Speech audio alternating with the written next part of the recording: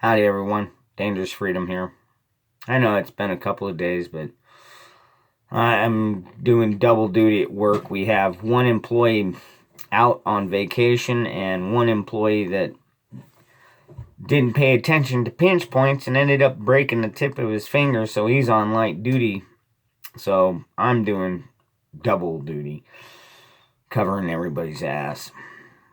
Anyways, I thought I'd give you a bit of an update. I know it's been a couple of days since Sunday, but yep, down here in Arizona, as of Monday, school shut down. At first, they were talking about just Monday, and then on Monday, they were like, it's going to be up probably till the 27th, but they're still discussing it like daily almost to try and figure out if they want to keep it at the 27th, or maybe they'll postpone it longer, or maybe they'll shorten it. I don't see them shortening it at all. Not with everything going on. Everybody's freaking out now.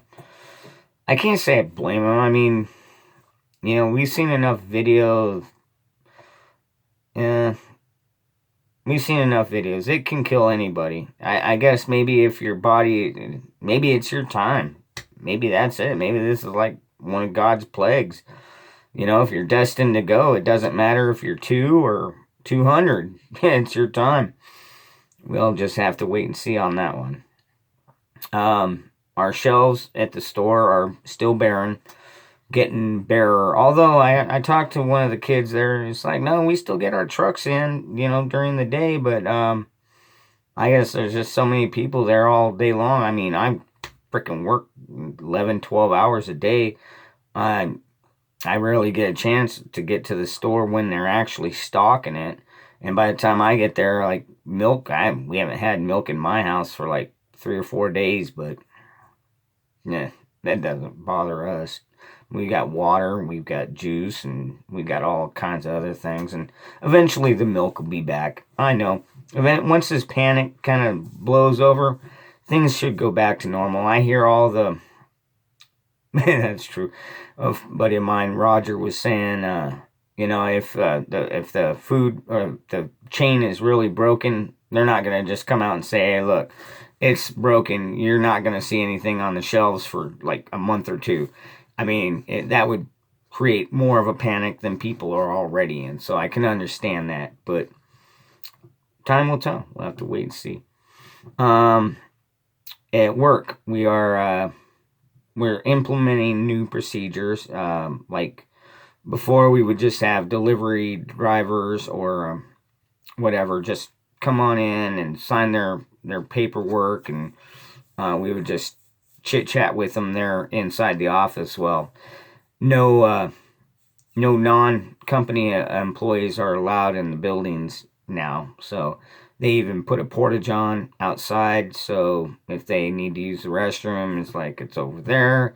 We're wearing gloves now. We're not wearing masks yet, and we may or may not get to that point because I know our company wants to keep going, but at the same time, with this scare going on, we've got 2 employees right now that are at home because they happen to be, we have worldwide trade.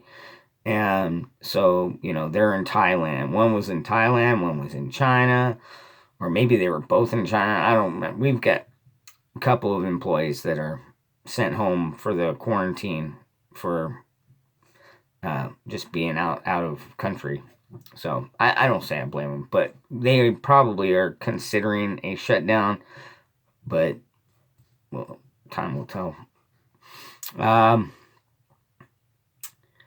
Oh yeah, and what I was saying about even at work with us implementing new procedures and all that.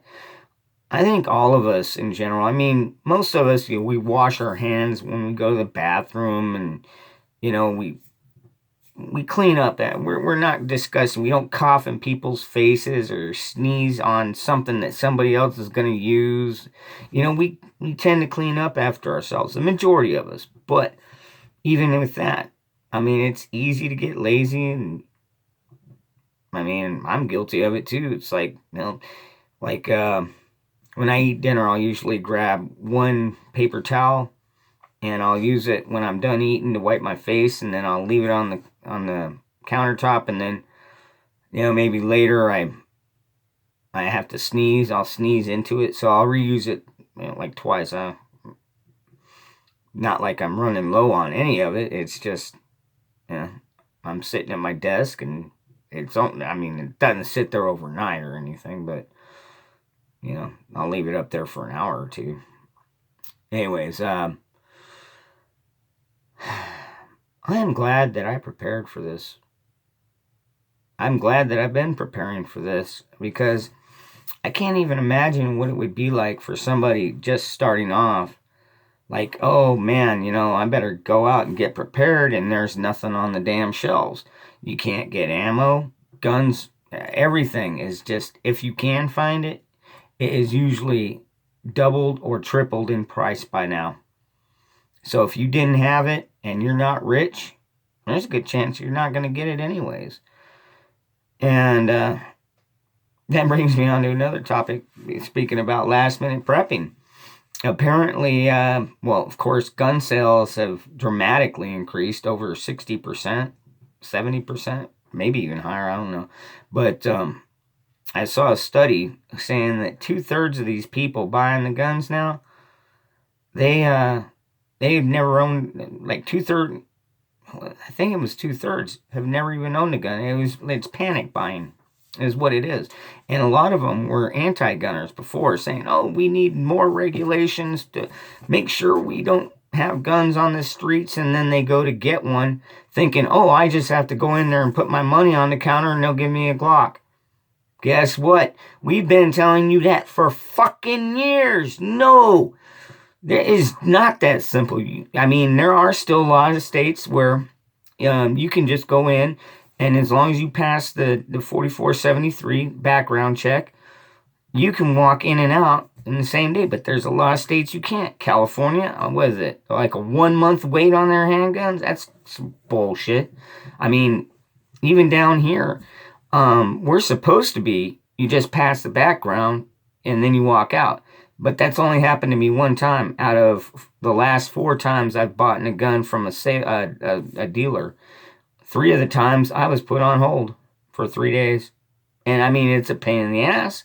And I think it's bullshit. That's another infringement. And now all these people that have never owned guns always thought that it was super simple to get them and that they're a super easy thing to have. It's like, no, they're super important to have, but they're not super easy to have. And you shouldn't even take that attitude when you carry a gun every day.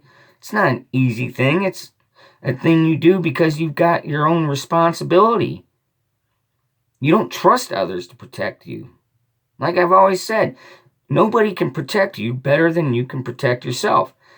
Now, I know there's SWAT members and there's special teams members that, yeah, they can defend themselves a lot better than I can. But I don't see any of them here defending me. So, anyways, I'm not going to go on much longer, but I just wanted to let you all know I'm still doing okay, just doing double duty at work and still, keeping up, man. Oh, my son, he wasn't thinking.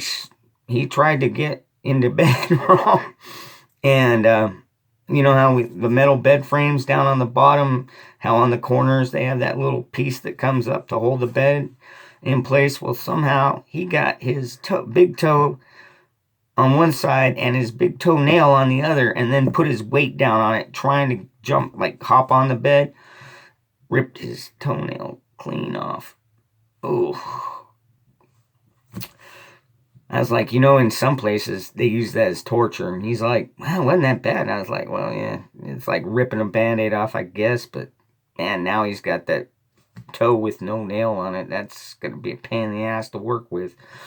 But he's a pretty tough kid. I think he'll be all right. Anyways, y'all, stay safe. Hope you're already prepared. But if not, hopefully you got family or people that are close by that are preparing for you or preparing extra in case. So, Godspeed, y'all.